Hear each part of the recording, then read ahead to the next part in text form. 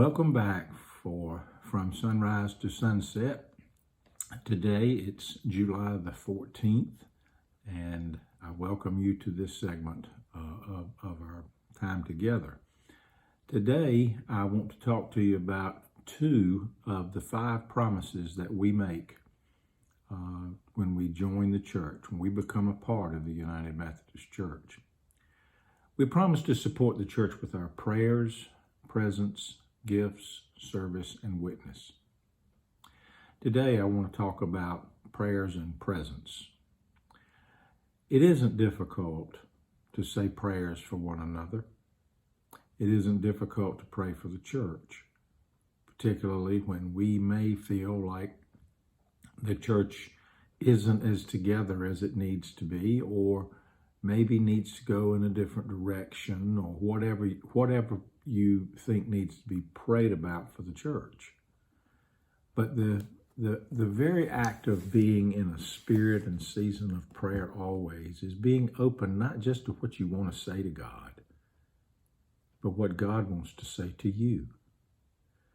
Prayer is conversation with God. It's not only talking to God and telling God what we want, it's also listening to God for what God wants. So we promise when we join the church that we're going to pray. And I know we're pretty good at saying what we want and how we feel, but are we open to listening to what God wants and how God feels? A measure of that may be in terms of how willing and open we are to listen to one another. Think about that when you're praying. Presence is a hard thing to do right now.